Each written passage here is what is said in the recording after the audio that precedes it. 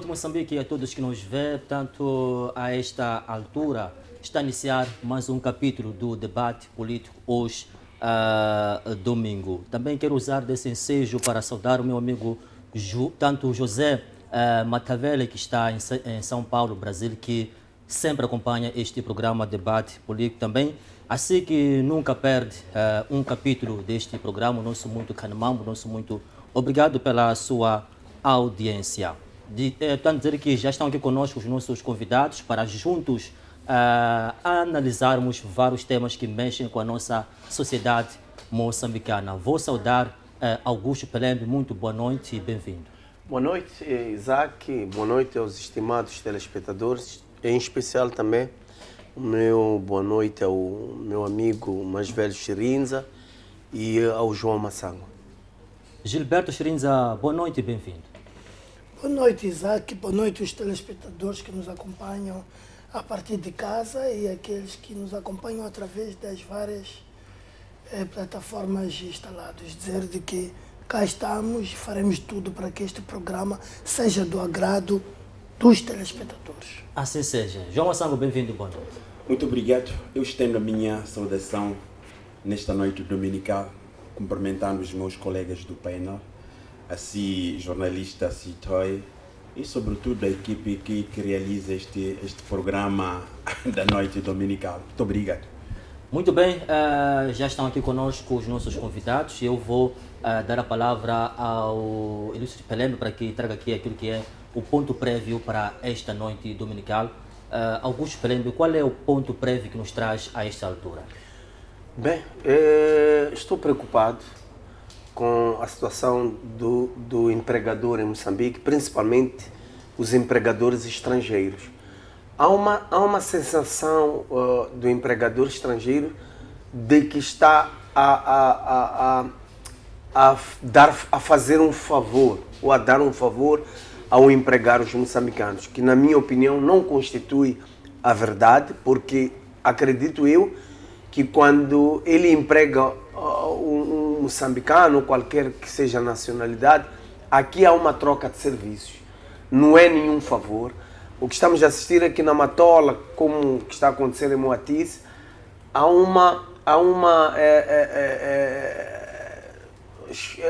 aliás, estão a escravizar a mão de obra moçambicana, humilhações. Tem uma empresa ali em frente a Darwin, uma empresa de betão, que está a torturar os moçambicanos. Estão a humilhá-los, chamam até de burros. E muitas das vezes, quando as instituições do Estado vão para lá, são subornadas e nada fazem a favor do trabalhador moçambicano. Eu quero apelar a quem é de direito, principalmente o governador da província de Maputo, que vá visitar aquela empresa em frente a Betão, a Darling, ao lado de Comas, para conversar com aqueles trabalhadores que estão a ser oprimidos, humilhados, chamados de burros e outros nomes além. Então há uma necessidade clara de se fazer alguma coisa, não só ali, como em outras várias instituições espalhadas pelo país, em que o empregador tende a humilhar, tende a sufocar, não pensar de que está a fazer um favor. Não é um favor, é troca de serviço. E apelo quem é de direito para que respeite a nossa legislação e faça valer a autoridade que tem. Não podemos continuar a ter instituições corruptas que aceitam vender o direito dos moçambicanos a qualquer preço. Eu acho que há uma necessidade da Ministra de Trabalho e de outras instituições do Estado que velam pela área de trabalho para que possam valorizar os moçambicanos, porque não podemos saímos do colono e estamos com o colonizador, ou seja, o colono se foi, mas ficaram os colonizadores negros ou os colonizadores estrangeiros. Eu não acho isso certo. Muito bem, Gilberto Chirinza, o que nos traz esta noite como ponto prévio? Muito obrigado. Trago 2 pontos prévios, sobre os quais, primeiro, saudar a visita que Sua Excelência General Yusuf Momad, presidente da RENAM, efetuou à província de Inhambane, e que, de tanto ter tido muito sucesso, o grande opositor da Renamo sabotou, obstruiu as atividades e não deixou que ele pudesse se alojar mais uma vez. Saudar o ritmo em que se encontra o Conselho, a preparação do Conselho Nacional da Renamo, dizer de que nos dias 30 e 31 realizar-se-á por aquilo que se demonstra até agora. Muito bem, obrigado, Lúcio Xerinza, João Massango. Qual é o seu ponto prévio? Muito obrigado. O meu ponto prévio desta noite dominical tem exatamente a ver com uma reunião de pastores na província de Sofala, contestando, digamos, esta nova lei aprovado pela Assembleia da República, mas olhando exatamente aquilo que é o papel da Igreja. A lei de branqueamento de capital, não é? E esse controle que o Estado moçambicano visa fazer, digamos, as organizações não governamentais e sobretudo, as igrejas. Eu achei legítimo em trazer essa abordagem, porque eu estava a acompanhar aquilo que é a inquietação de que o Estado em nenhum momento deve querer transformar a Casa de Deus num lugar onde as pessoas vão lá tributar, porque as pessoas vão à igreja para rezar, vão lá à busca da divindade, mas não um mero negócio, independentemente da existência de indivíduos que olham a igreja como setor para fazer dinheiro. O Estado, de facto, tem esta responsabilidade de controlar a esses indivíduos que vendem a alma em sofrimento, em detrimento do sofrimento do povo. Eu achei, de facto, interessante em trazer este assunto. É verdade, vivemos num Estado, me parece, estar dirigido ou a ser dirigido por indivíduos que, na minha ótica, parece não conhecer Deus, não é? Porque nós tínhamos que separar as coisas, tínhamos que saber separar as coisas. Em nenhum momento a igreja participou no patrocínio do terrorismo, não querendo aqui levantar aquelas vozes que nós ouvimos contestando, sobretudo, a religião islâmica, mas a religião islâmica é pela fé e liberdade. Pode existir algumas pessoas que queiram lá fazer o oportunismo, mas se nós olharmos a essência da mesma, remete-nos exatamente nisso. Então, esta contestação tem exatamente a ver desta coisa de controle direto, aquilo que é o trabalho da atividade a igreja não é lugar onde se produz dinheiro. Na igreja não se produz dinheiro. Eu tenho experiência, porque sou crente, muita gente tem. Então não podemos levar a igreja como centro de produção de dinheiro. Se nós queremos produzir dinheiro, se nós queremos dinheiro, vamos perseguir. Há bem pouco tempo saiu o relatório, na quinta-feira última, de moçambicanos que têm uma fortuna avaliada em quase 78 milhões de dólares, independentemente de ser, eu apenas estou a trazer como ponto prévio. Esses devem ser perseguidos. Muito bem, obrigado, João Massango, pelo seu ponto prévio. Vamos agora, portanto, olhar para aquilo que é o nosso primeiro tema, que dá conta que um novo estudo de imóveis de offshore mostra que 67 moçambicanos possuem 359 propriedades no valor de 78 milhões de dólares em Dubai. Dos tanto 69, 28% são mulheres. Tanto é uma situação, é uma informação que já circula há dias. A questão que eu coloco aos meus convidados é: como avaliam o estudo feito por essa entidade? Será que devemos ficar felizes porque há moçambicanos que estão a prosperar em Dubai, ou preocupados porque o dinheiro tanto usado para a compra desses imóveis pode ser da corrupção? Eu começo por Camilo, que saúde agora. Boa noite e bem-vindo, Camilo. Muito obrigado, boa noite a todos. Pares, quem nos vê a partir de casa. Caro Isaac.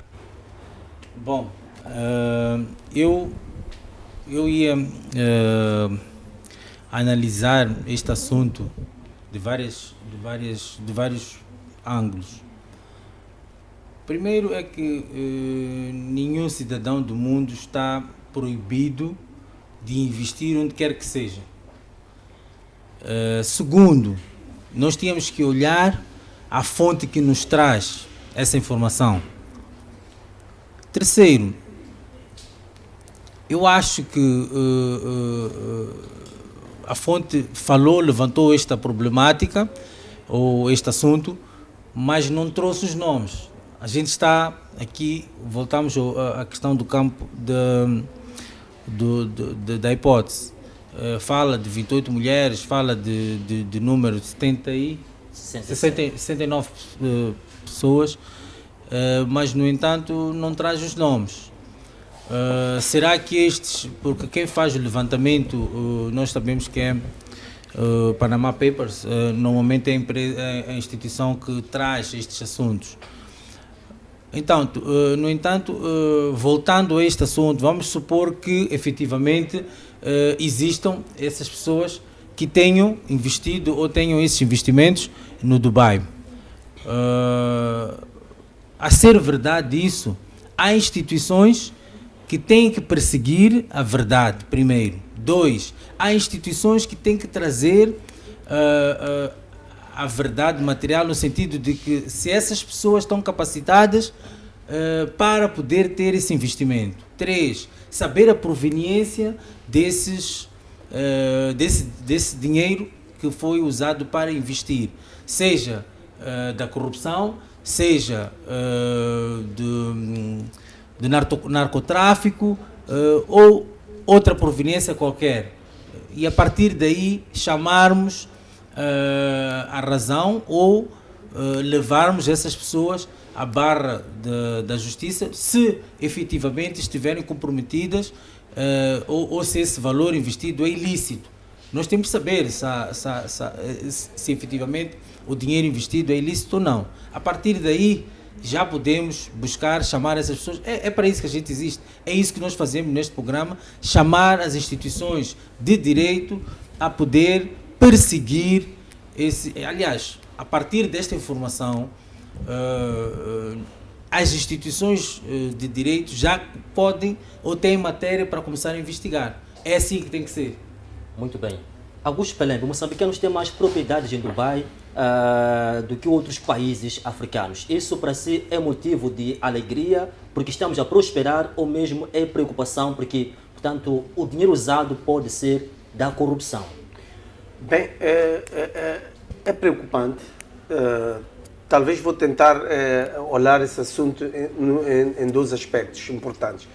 O primeiro aspecto é que cada um é livre de fazer o que bem entender daquilo que ganha. Ninguém é proibido de investir num país qualquer que seja. Basta que os seus ou aquilo que consegue ou aquilo que vai investir venha de algo lícito. Esta é uma das maiores minhas preocupações, é o que me deixa preocupado. Por quê? Eu, quando recebi essa notícia, tentei analisar e conversava com os amigos meus, principalmente os que vivem em Angola, eles diziam assim para mim, olha, Angola tem corrupção, mas há uma coisa que os angolanos fazem, investem mais dentro de Angola. As infraestruturas que o país tem hoje são muito fortes do que aquilo que acontece em Moçambique, ou seja, o moçambicano leva o dinheiro, ao invés de investir em Moçambique, leva a investir fora.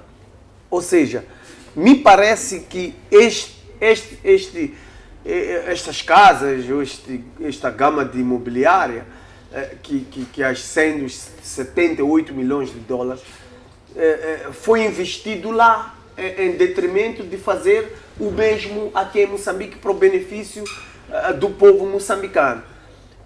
Infelizmente não temos como saber os nomes das pessoas, tem que aceitar que há muitas pessoas honestas nesse país, mas pelo sistema, pela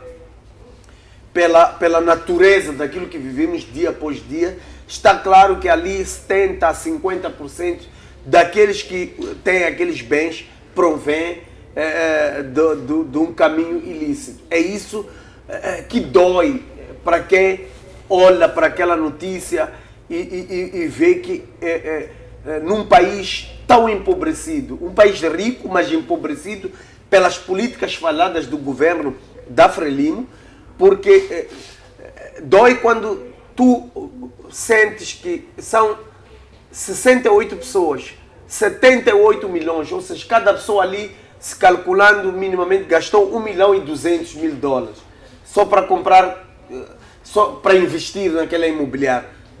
Cálculos mínimos.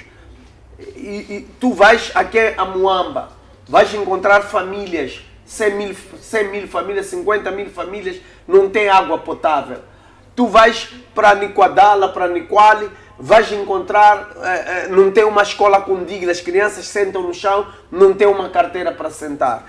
Tu vais chegar em Yamatanda ou em Guru, vais encontrar no universo de 1.000 jovens ou 2.000 jovens, 1.800 são desempregados. E começas a pensar, de um outro lado temos uma elite que leva $78 milhões, vai investir num país estranho que não tem nenhum benefício para os moçambicanos. Ou seja, é isto que dói, é isto que nos preocupa como uma sociedade. Que país nós queremos, que tipo de dirigentes nós temos. Ou seja, desculpe Camilo, eu sei que és membro da Frelimo, mas eu às vezes começo a pensar, será que esses dirigentes do partido Frelimo, do governo, são humanos? Têm sensibilidade? Têm sentimentos? Pisam o chão que nós pisamos? Às vezes parece que não, porque não faz sentido. Se investisse aqueles $milhões aqui em Moçambique, muitas pessoas teriam tido emprego, muitas pessoas teriam feito algo em suas vidas, ou seja, o país teria desenvolvido em algum momento. Mas roubam-nos, ainda levam o que nos roubaram, vão investir numa terra estranha. É desumano o que estão a fazer. Muito bem, obrigado, Augusto Pelembe. Gilberto Schrinza, qual é a sua relação em torno do tema em debate? É o seguinte, Isaac. Sabes que sou um cientista político, que vulgarmente é definido como politólogo. Na ciência política, nós dizemos o seguinte: não é possível deixar a sua casa suja e limpar a casa do vizinho. Não é possível, se o dinheiro, o valor, a renda que tens, obteste de forma legal, sair e investir em casa do vizinho. Ou num país, neste caso, em outro país. Por que não investiu aqui? Para dar emprego, dar ocupação aos teus irmãos, aos teus concidadãos. É daí onde que temos que partir. E eu, sinceramente, eu espero que esta publicação seja um fake news. Porque, a ser verdade, estamos num país errado ou nós é que estamos errados? Porque já imaginou o que são 78 milhões de dólares? Essa gente, onde é que arranjou esse dinheiro? Qual é o negócio que produziram? Só pode ser narcotráfico, corrupção. E esse desvio que hoje em dia estamos aqui a chorar por ele, de 2,2 mil milhões de dólares.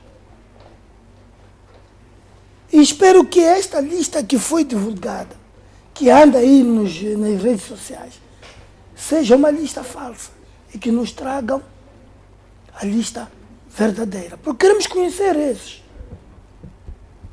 Quando estão aqui em Moçambique, até ajudam-nos a chorar, enquanto eles sabem de que estão num bem bom. Então, para dizer que é muito triste, mas muito, muito triste. Muito bem, obrigado. Sou Schrinza.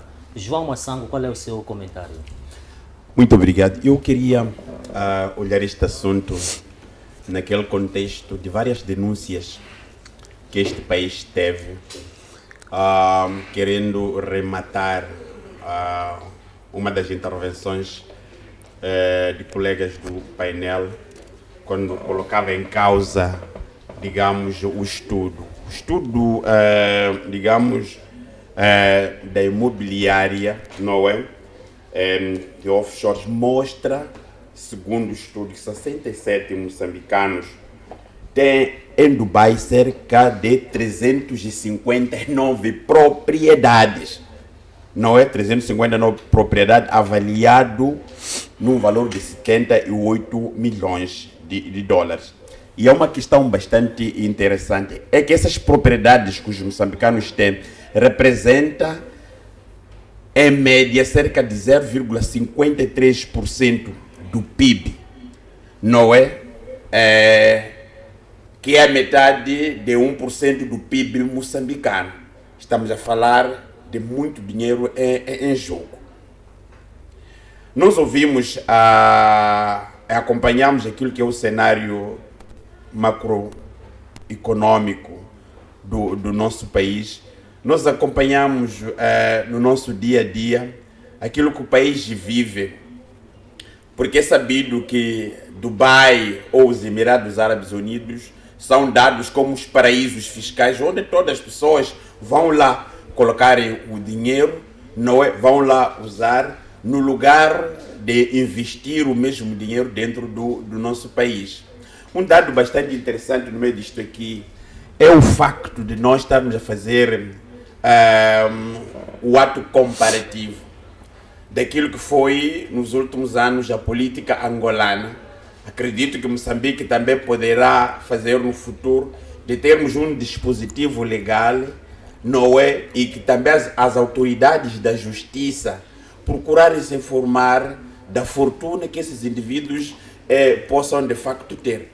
E é preciso nós sabermos que dentro do nosso país, enquanto os níveis da corrupção continuar, nós vamos ter moçambicanos com muito dinheiro, nós vamos ter moçambicanos que, através de várias oportunidades que encontram, vão tirando o dinheiro do Estado. A outra é esta das dívidas ocultas. E eu até há bem pouco tempo estava a assistir na última quinta-feira ou sexta, que o Tribunal da cidade de Maputo já havia terminado a audição, digamos, que tinha a ver com indivíduos que estão envolvidos nos escândalos das dívidas ocultas, sobretudo no que toca a questão de arrestos de bens.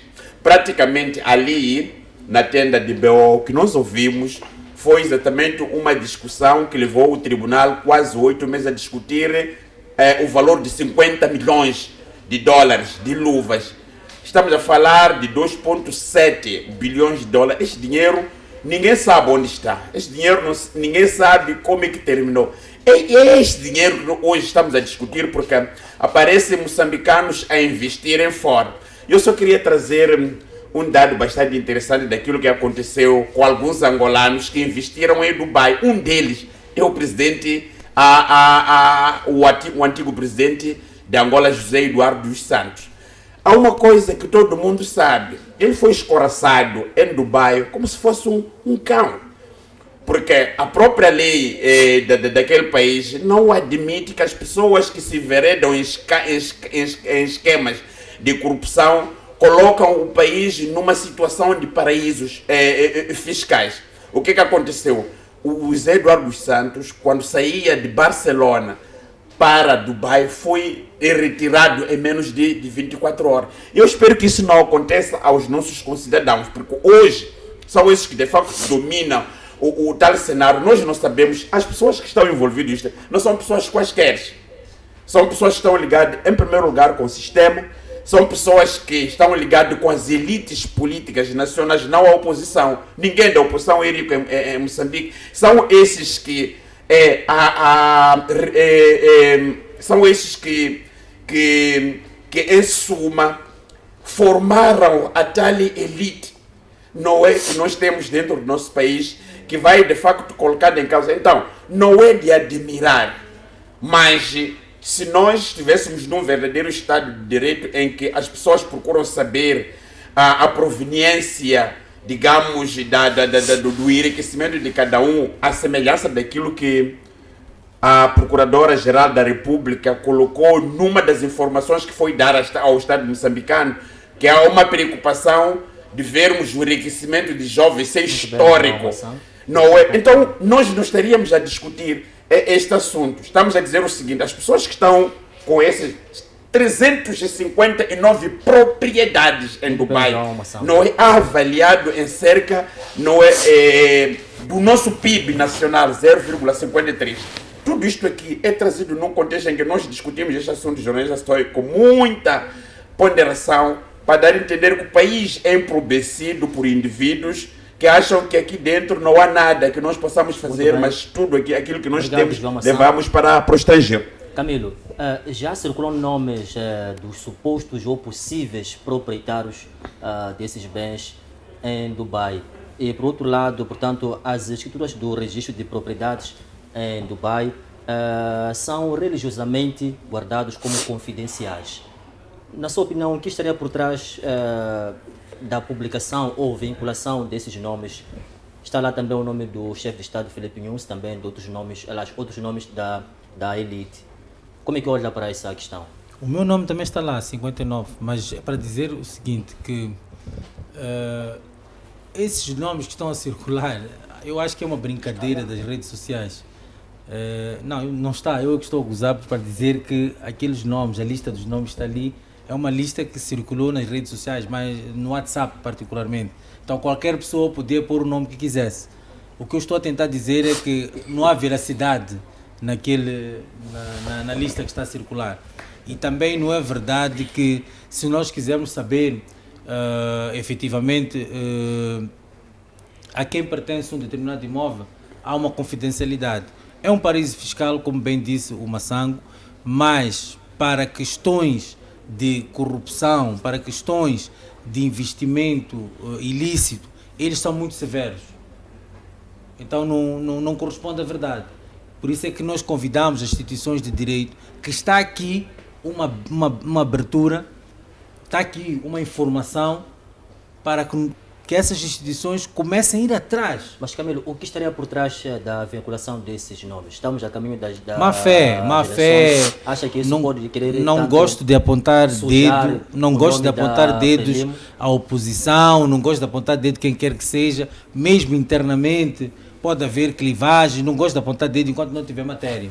O que estou a tentar dizer é que esses nomes que andam circulando nas redes sociais podem ser em tom de brincadeira, ou como pode ser para queimar determinadas figuras, para o que para qualquer coisa que queiram ambicionar daqui para frente.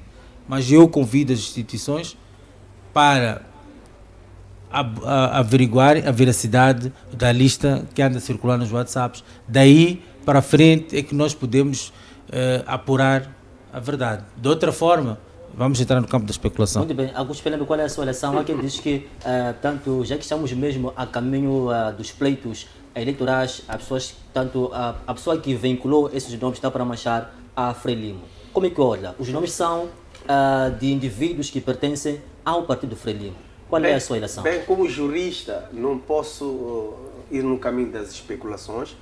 Conhecendo a legislação dos Emirados Árabes Unidos, é muito sigiloso. Não dá espaço para especulações. Quem investe lá dificilmente tem o seu nome partilhado com a sociedade, de tal maneira que muitos ricos preferem usar os Emirados Árabes Unidos como paraíso fiscal, porque tem essa proteção da legislação dos Emirados Árabes Unidos. Agora, essas especulações vêm porque, olhando para o nosso passado e vê ali 67 moçambicanos, e muita gente tem noção de que quem são os que sempre estiveram na linha da frente em termos de propriedades em Moçambique.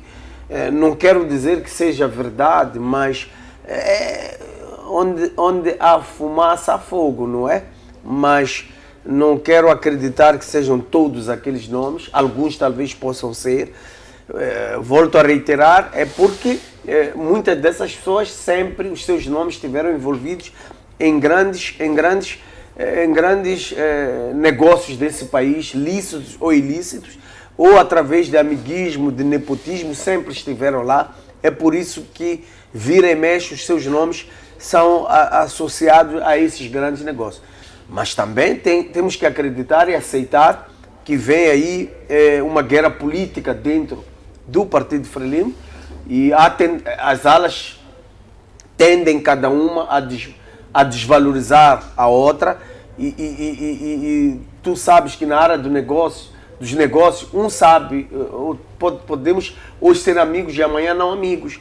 E alguém pode ter tido acesso na altura que o fulano comprou uma casa, uma propriedade em Dubai e hoje já não são amigos e começa a peidar por aí e todo mundo ter acesso a essas informações.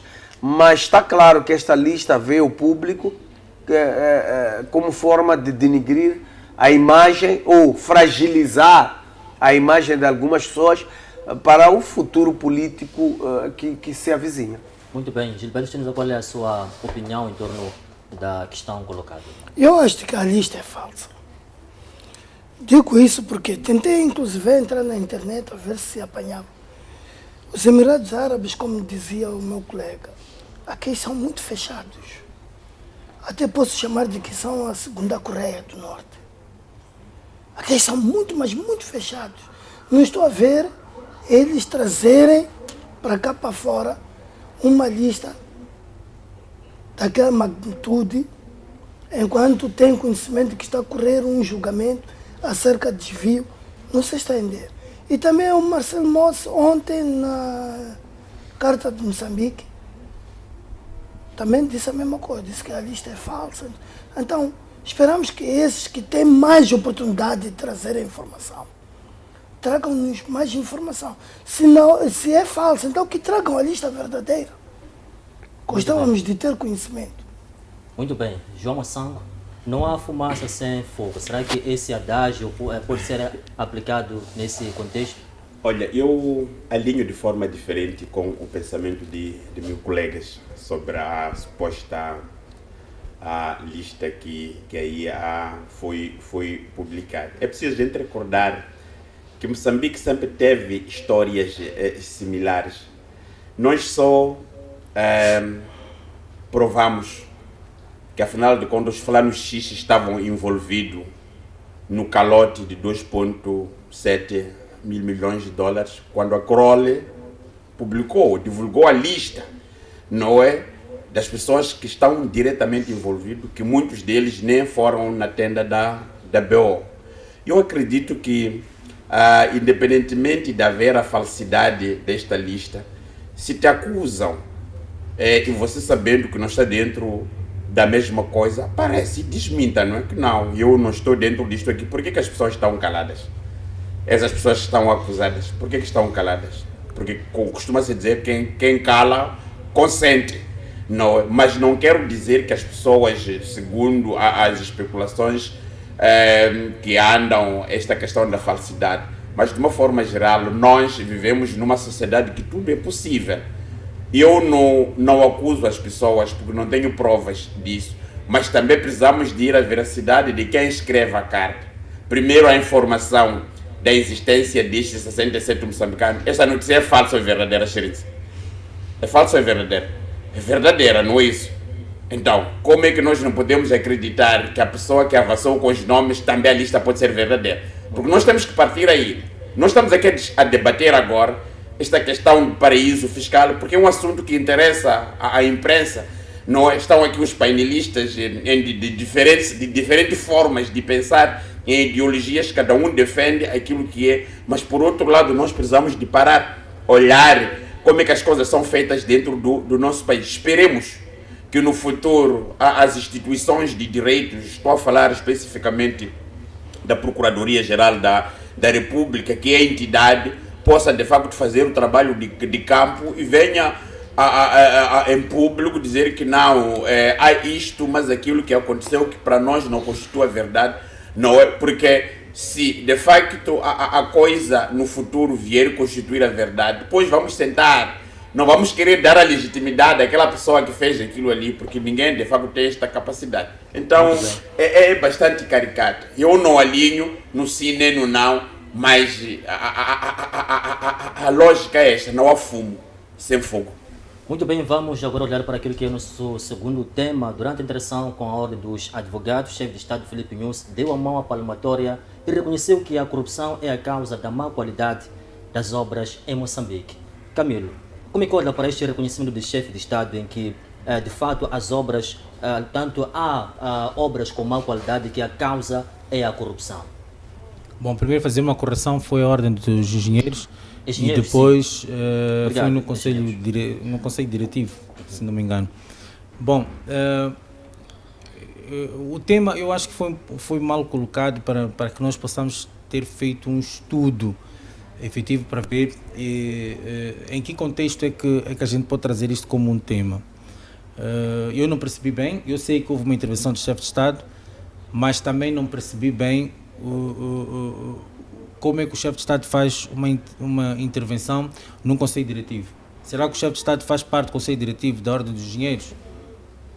Será que o que aconteceu foi assim, o chefe do Estado convidou a Ordem dos Engenheiros, seu por aí que eu ia chegar aí. É um convite para a explotação. É uma conversa. É por aí que eu ia ver.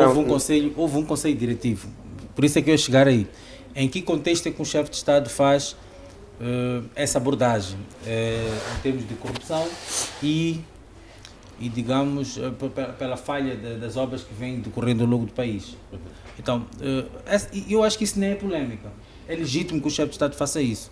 Samora Machel já fazia isso em campanhas ofensivas. Na Soger, na 2M, na altura era Laurentina, fazia na Soveste, fazia na Texlon, fazia em todo sítio. Então, isso não é uma novidade. O chefe de Estado está preocupado primeiro, com a legitimidade não das obras, mas dos engenheiros que nós temos na praça. Primeiro, a ordem dos engenheiros. Qual é o papel da Ordem dos Engenheiros neste quesito de passar carteira a engenheiros? Para nós termos essas obras todas, digamos, problemáticas, as empresas estrangeiras que entram cá para trabalharem neste campo, o que a Ordem dos Engenheiros faz? É uma chamada de atenção para o Presidente da República e é muito importante isso. Que o Presidente faça isso, porque a Ordem não está a desempenhar o seu papel. Se há uma empresa que ganhou uma obra, a Ordem dos Engenheiros tem que criar condições de poder fiscalizar aquela obra. Os nossos engenheiros têm que ter capacidade de investigar as obras que estão feitas aqui. Os nossos engenheiros têm que ter capacidade de estarem à frente de qualquer obra e que não tenham problemas. É nesse sentido que eu acho que o chefe de Estado chamou o Conselho Diretivo da Ordem dos Advogados, da Ordem dos Engenheiros, para deixarmos de ter estas lacunas, estes problemas. Isso já tínhamos falado aqui, que é generalizado. E temos que começar de algum sítio. O Presidente da República está a começar num sítio. O que mais inquieta é nós olharmos para a Estrada Nacional número 1, que liga o país todo com problemas sérios. Qual é a solução que a Ordem dos Engenheiros dá ao nosso país? Como é que uma estrada nacional tem portagens no estado que está?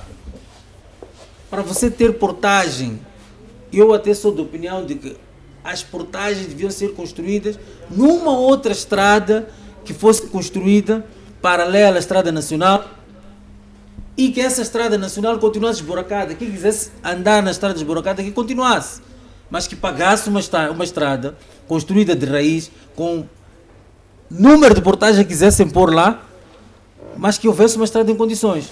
Do que tu estás a pôr uma série de portagens numa Estrada Nacional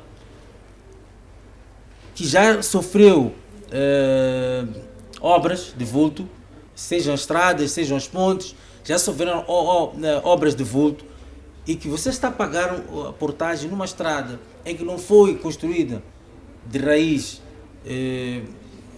pelas pessoas que estão à frente das portagens, não é? Que são várias empresas, não é? A Revimo tem várias, ao longo do país são várias, exatamente. Sim, ao longo do país são várias empresas. Essas empresas, qual é o papel delas? Então, a partir daí, é uma chamada de atenção para que qualquer obra que for adjudicada a qualquer empresa seja severamente inspecionada. Muito bem. Augusto Pelembe, temos tido casos de hospitais, escolas, também outras infraestruturas com péssima qualidade. E o chefe de Estado veio ao público reconhecendo que sim, de fato existe, e que a causa é a corrupção. Como é que avalia, portanto, este posicionamento do chefe de Estado em que ele aparece e reconhece que de fato há falhas, existem falhas na sua governação, que é a corrupção? Bem, eu acho que o chefe do Estado, na minha opinião, tinha que ter dito mais alguma coisa. Porque o que ele disse, todos nós já sabemos. Não há novidade nenhuma aí. O que ele disse, todos nós já sabemos. Eu esperava mais, que é trazer soluções. O chefe do Estado vem nos dizer o que nós já sabemos. Agora, dizer que o problema são os engenheiros, eu não concordo. É parte do problema. O maior problema neste país é a corrupção. Mas não é apenas os engenheiros, é o próprio sistema. Olha, Isaac, tu tens a tua empresa, vais ganhar um concurso para construir um hospital central. É avaliado em 18 milhões de meticais, por exemplo. Vais, para ganhar o concurso, vão te obrigar você a tirar dali 6 milhões para dar aos chefes. Vais ficar com 12. E talvez, na sua avaliação, aquela obra custava 16 milhões, 16,5 ou 17 para você ter 1 milhão de lucros para pagar os seus funcionários. Mas você é obrigado a tirar os 6 milhões para dar o chefe, para dar o partidão, para dar aquilo outro. No final das contas, o material que você tem que comprar é material de péssima qualidade. Então, é aí onde começa o maior problema. A raiz do problema está aí. O dia que nós acabarmos com o cabritismo, acabarmos com os 10% dirigido aos chefes, aos bosses da UGE, aos ministros, aos diretores provinciais, aos administradores, aos governadores, aos secretários permanentes, nós vamos ter em Moçambique obras de qualidade. Vou te contar um cenário. Eu uma vez estava no aeroporto de Guanzum, eu estava vestido a camiseta de Moçambique, apareceu um egípcio, estava com um buer, cumprimentou-me, perguntou se eu falava inglês. Eu disse, não, me desarasco, fala. Então ele disse, porra, o que é o teu país? Fala? Teu país, eu vim para Moçambique, queria fazer a ponte de Catembe, com meu dinheiro, me exigiram para eu dar comissão, eu neguei, por isso que foram buscar chineses, porque nos chineses eles iam ter comissão, assim mesmo, categoricamente assim mesmo. E o buer que estava com ele disse assim, ele quis investir em Niassa e tinha um investimento de 2 milhões de dólares que ele tinha que fazer na agricultura, mas ele tinha que dar ao administrador 100 mil dólares. Eu disse, pai, eu não faço isso. Eu não faço. É para lhe dar para fazer o quê? Se esse dinheiro eu quero investir, eu quero produzir, agora vou levar 100 mil dólares para ir dar a alguém que está sentado.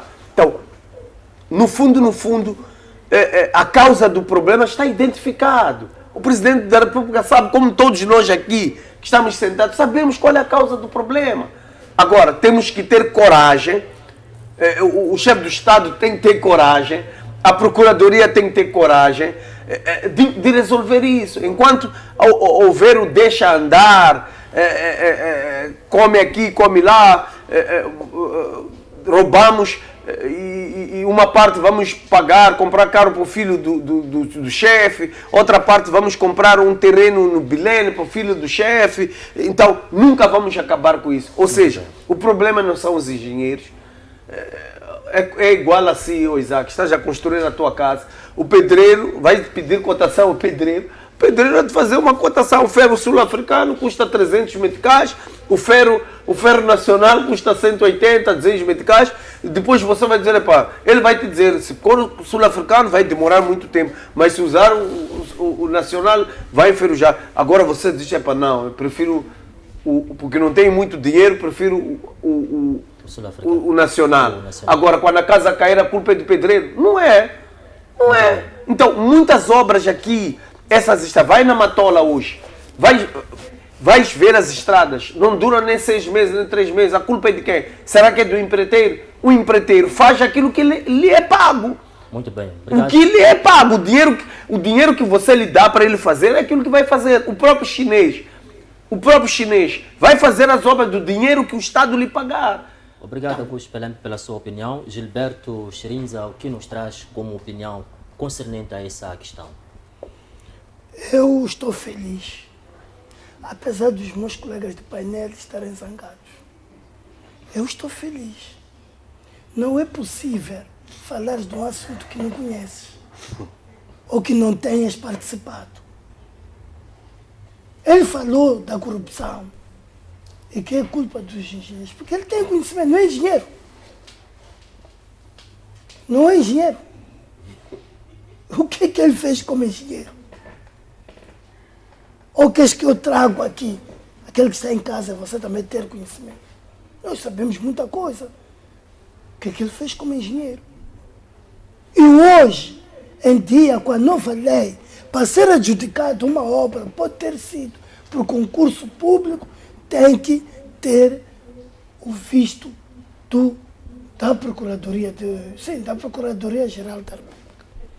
E estas de que a Procuradoria-Geral da República não tem conhecimento disso, de para construir um L de 15 por 30, são 270 e tal mil.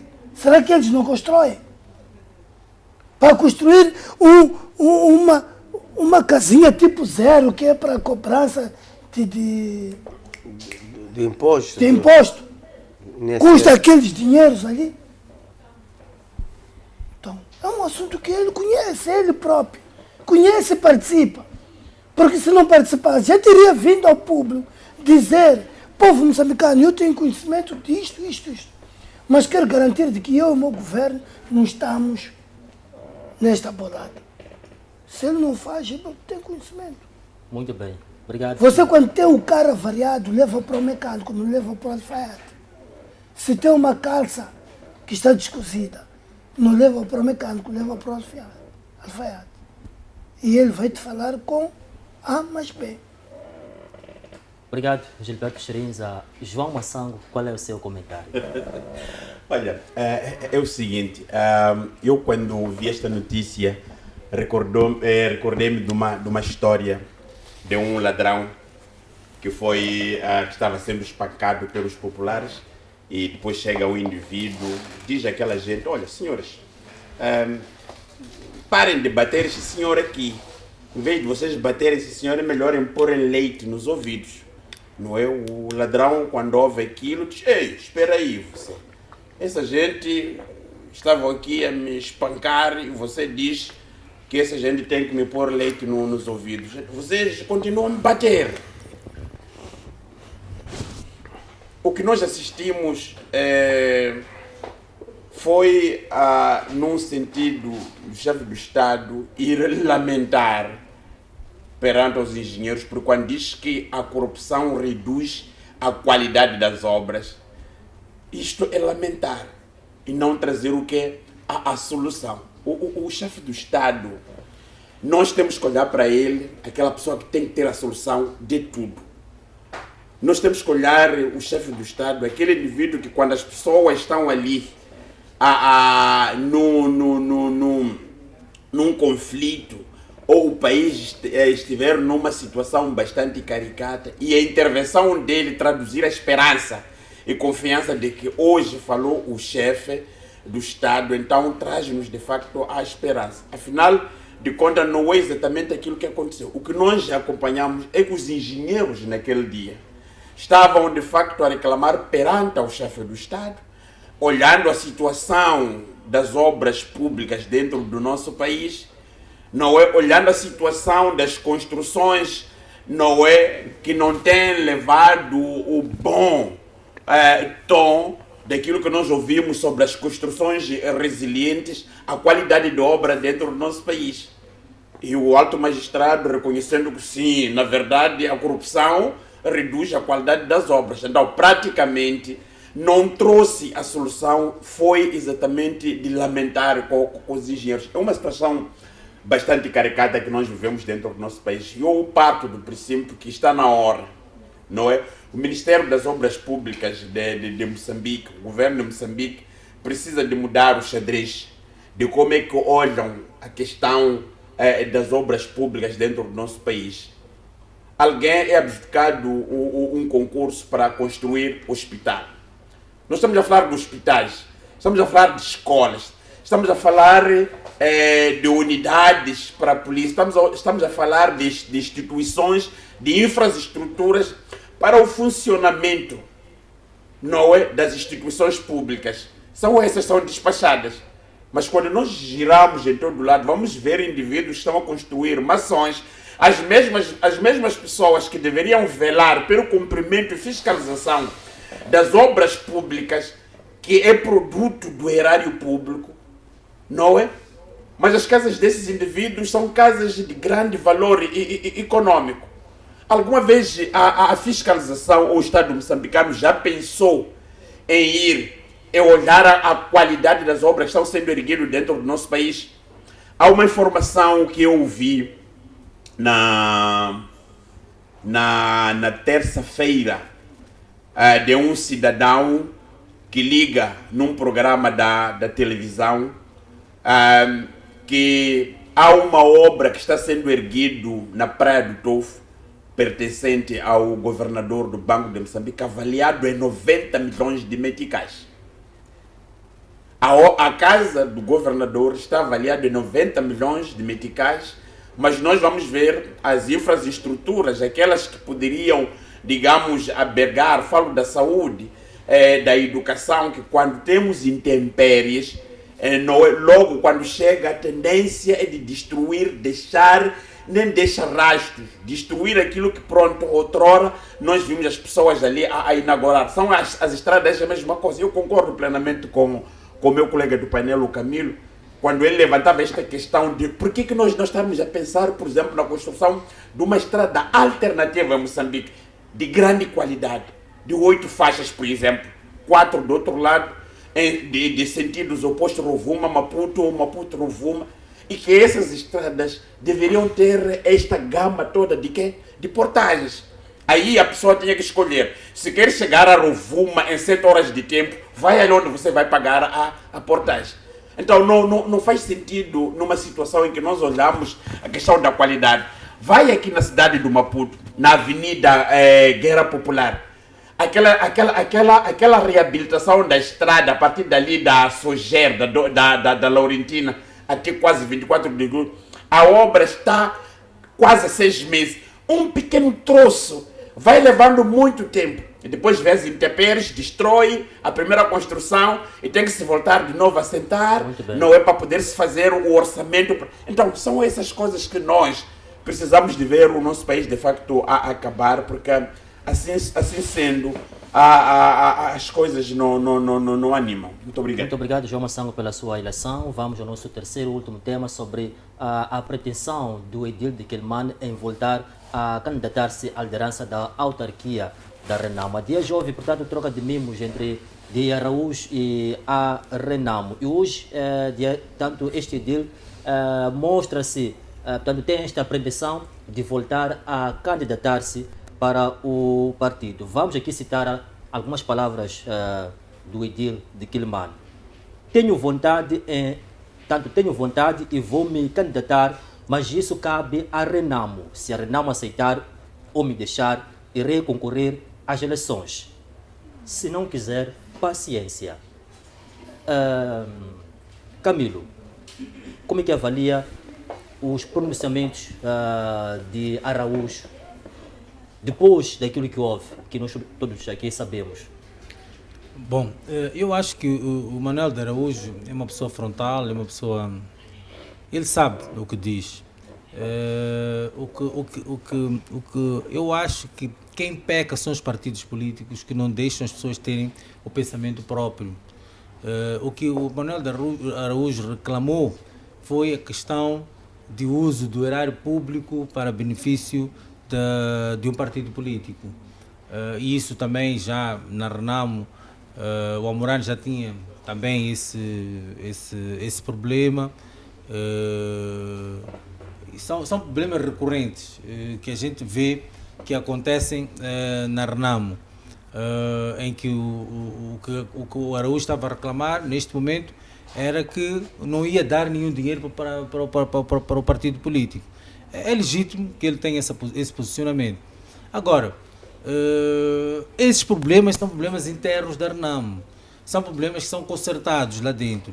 O Araújo tem pretensões de concorrer pelo partido pelo qual representa, é legítimo, mas, no entanto, há pessoas, tipo assim o nosso colega o Chirinza, que não gostam deste tipo de atitude do Araújo, podem querer combatê-lo, não é? Para que não possa voltar possa concorrer para o município de Então acha Quelimane. que a Renamo pode boicotar? Não ou a Renamo. Pessoas. Nós não Dentro podemos do partido. temos que separar as coisas, instituição, uma organização e pessoas. Então acha que há pessoas dentro da Renamo que podem Que não vão boicotar? de acordo com pensamentos próprios de pessoa, atitude.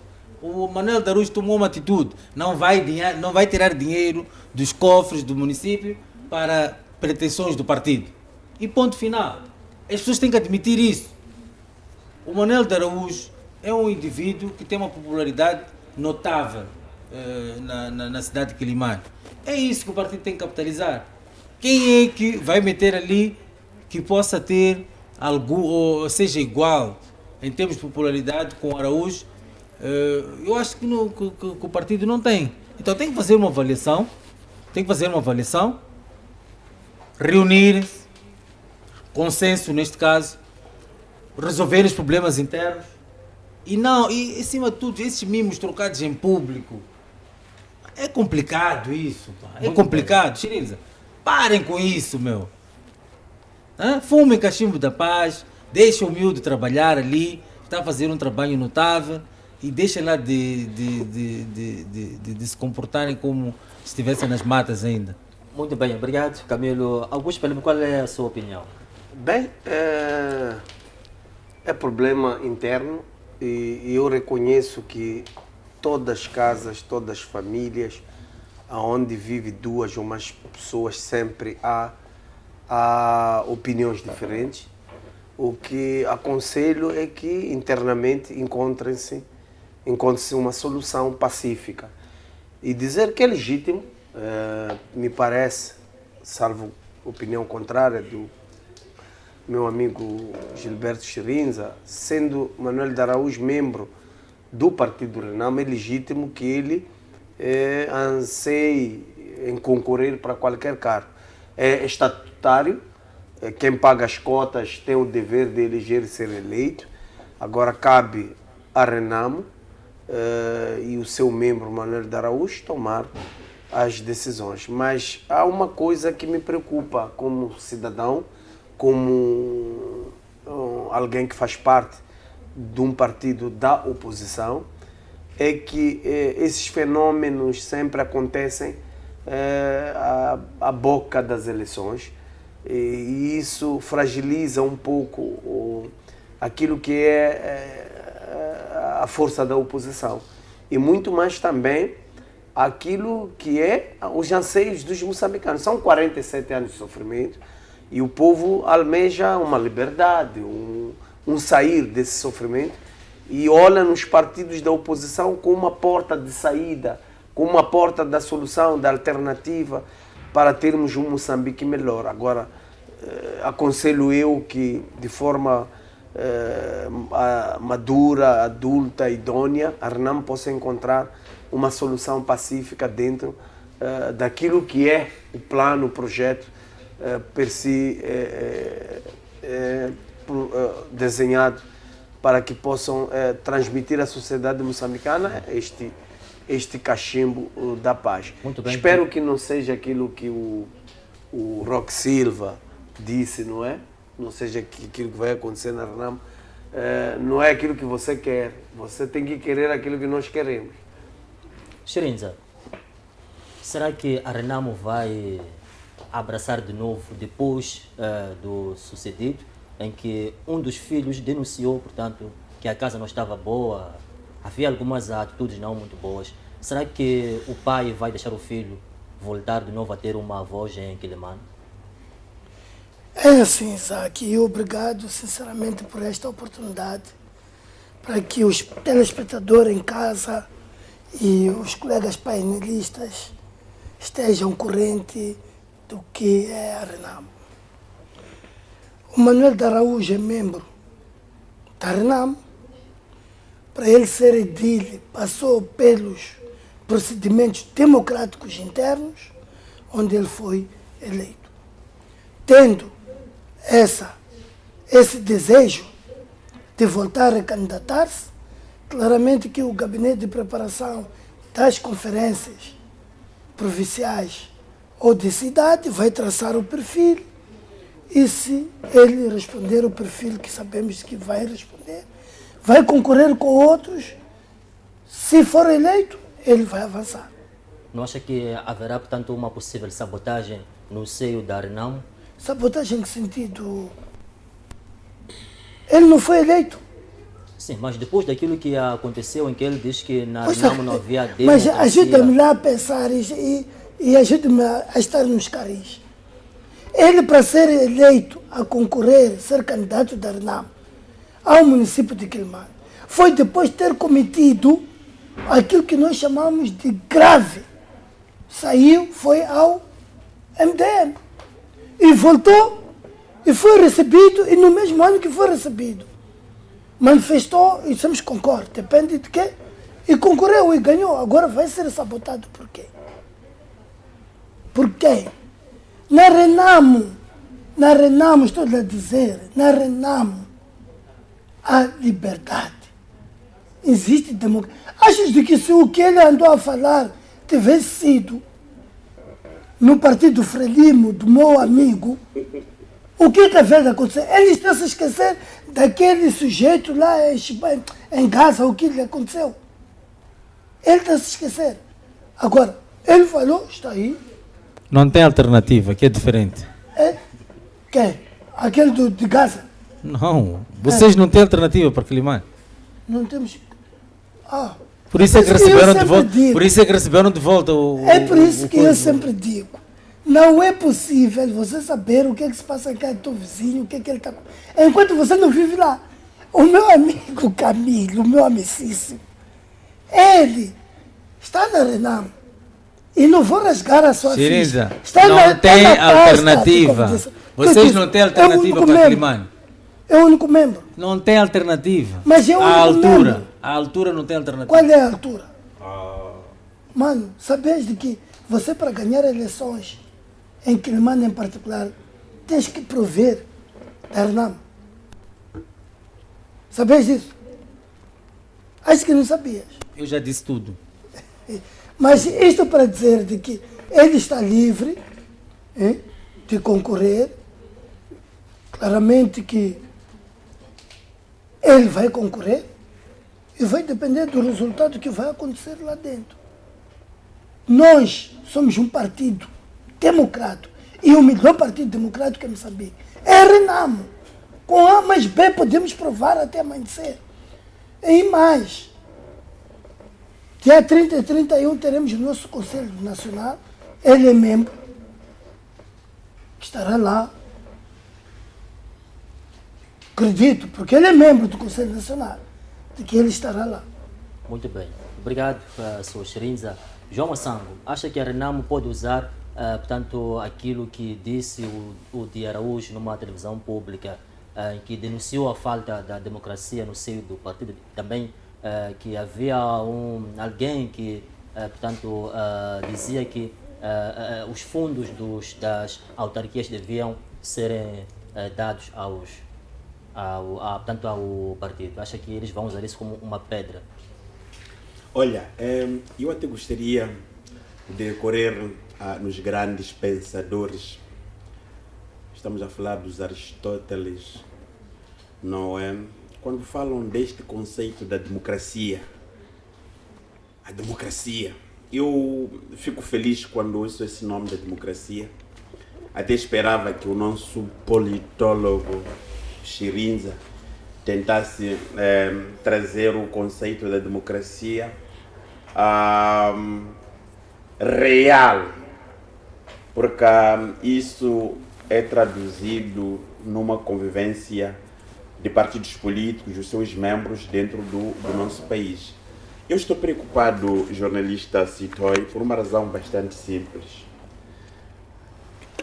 Eu, João Massango, faço a antevisão daquilo que será as eleições de 2023 e 2024, porque nós não temos a capacidade de fazermos a leitura do nosso adversário. Se você reparar, a Frelimo formata os seus membros num contexto de que eles sempre são ganhadores dentro dos próprios processos. E muitas das vezes, quando nós nos encontramos num cenário como este, se você não lê o cenário, vão sempre trazendo, vão atear fogo, não é? De forma inteligente, para que depois você exploda e a opinião pública tenha a oportunidade, de facto, de aproveitar. Eu digo isso porque eu leio e entendo como é que as coisas são. O nosso amigo Camilo provoca Chirinza de propósito, para ver a reação dele. Está provocado de propósito. Mas eu parto do princípio que trata-se de uma regra democrática que acontece, também anima o próprio debate. Na minha ótica, neste Conselho Nacional que o partido vai ter, esperemos que se realize num contexto em que haja de facto a tal chamada cachimbo da paz. Nós queremos ver o Manuel de Araújo lá, queremos ver os outros quadros, queremos ver a Renama fazer a melhor estratégia do que pensa para as eleições de 2023 e 2024. Porque se eles vão lá naquele contexto de clivagens internas, aí não vão de facto conseguir aquilo que eu desiderato para 2023 e 2024, porque por outro lado temos outros partidos. A Frelimo sempre gostou neste contexto em que nós precisamos até de dar a razão de factos. Quando você cai, desliza, eles aproveitam. Então, por que não aprende que com erro de deslizes desta natureza sempre dá aso, a oportunidade para que os outros de facto consigam avançar? Esta, para mim, constitui de facto uma grande preocupação. Eu até aqui não vejo muito porque é que o pronunciamento de Manuel de Araújo levou até um certo momento que a clivagem interna possa de facto ganhar. Ele disse que eu quero concorrer para a Renam, que dê de facto espaço. Se a democracia de facto reside, nós vamos ver isto agora. Obrigado, no João Conselho Nacional que vai decorrer. E se isso não acontecer, vemos o Manuel de Araújo que vai concorrer, porque não vai ter o espaço do outro. Então, o termo democracia interna dentro do partido, dos partidos políticos, é colocado em causa. Camilo,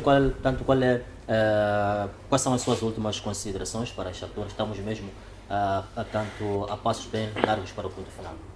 Bom, olhando para os temas todos que foram trazidos aqui, eu vou chamar a razão a todos nós para olharmos para o sentido patriótico, para o sentido de cidadania, para nós podermos trazer à ribalta o Moçambique que a gente sempre sonhou. Chamar as instituições de direito a investigar e a combater tudo que é de mal, tudo que é motivo de assunto de alguns dos meus companheiros aqui de painel, o Pelembe e o Chirinza gostam de apontar dedos ao partido no poder, uma vez que fazem parte do governo, membros do partido Frelimo. Então eu acho que chegou o momento de chamar a todas as instituições a investigarem, a chamarem a razão todos aqueles que estiverem ilícitos. Vamos pôr a barra da justiça. Vamos olhar para aquilo que a gente quer do Moçambique. Vamos olhar para aquilo que a gente pretende deste Moçambique. Augusto Pelembe, o que nos traz como últimas considerações? Bem, queria chamar a atenção às autoridades em Tete. Detiveram 2 colegas meus do partido MDM porque içaram uma bandeira dentro das suas casas e foram levados à 2ª esquadra do bairro Samora Machel. Desculpa, Augusto, não sei se o que estás a falar ele está a ouvir. Sim. Acho que ele está atento. Içaram as bandeiras em suas casas do MDM E ficaram presos. Ficaram detidos. Isso é um não assunto, Então- de verdade isso é um não assunto. Não, eu só quero- Vamos a uma instituição, aconteceu isso, prenderam. Vamos à Não, eu instituição. quero chamar. Não estou a acusar, não Estou quero do teu acusar lado, ninguém. estou do teu lado. Sim, sim. Eu estou do teu lado. Obrigado. Desta vez estou do teu lado. Obrigado. Prenderam porque as pessoas têm que gozar da liberdade. Sim. Onde começa a liberdade de um, termina do outro, e assim sucessivamente. Então, vamos respeitar as cores partidárias. É isso que estamos a falar. Estamos juntos. Sim, convivência pacífica. Ouviu. Então, quero chamar a atenção ao presidente do município de Tete, ao comandante provincial. São erros que cometia-se no passado. Eu acho que a época, estamos em 2021, já no 22, aliás, no século 21, quero dizer isso, já não faz sentido prender alguém ou deter alguém por causa de içar uma bandeira de um partido político. Queremos agradar os chefes, queremos engraxar, mas não precisamos fazer desta forma. E Lúcio Xerinza, últimas considerações. As minhas últimas considerações, queria convidar aqueles para que saiam do pronunciamento para ações realistas. Não faz sentido que um partido, logo um presidente de um partido, seja proibido desenvolver atividades políticas porque é de uma cor diferente da camisola deles. Não faz sentido. Então temos que sair do pronunciamento, entramos na ação. E qual é a ação? Aquilo que o meu colega e grande amigo está aqui a dizer. Ir à instituição. E fomos à instituição. Agora estamos à espera de ver e ouvir qual é que foi a ação dessa instituição. E obrigado. Obrigado eu, João Mação. Eu acho que a democracia moçambicana, aos poucos, está a entrar em colapso. E nós poderemos sentir isso nos próximos tempos. Esta democracia custou muito sangue. Muitos moçambicanos não estão entre nós que lutaram pela esta democracia. Então nós precisamos de pegar e fazer de facto Moçambique o verdadeiro Estado de direito democrático. Só assim. A tendência daquilo que eu estou a viver nos últimos tempos, me parece que nós vamos para lá. Há bem pouco tempo, aliás, na quinta ou sexta-feira, celebrou-se os 47 anos da Polícia da República. A polícia zela para a ordem e tranquilidade do público. Não se mete em assuntos de natureza política, perseguirem partidos, sei lá, que não é esse papel da polícia. Obrigado. Muito obrigado aos meus convidados pela vossa aqui presença. Espero tanto por vós na próxima edição, assim que esteve ligado ao debate político. Muito obrigado também pela sua audiência. Nós voltamos próximo domingo à mesma hora, se Deus quiser. Bom descanso e boa noite.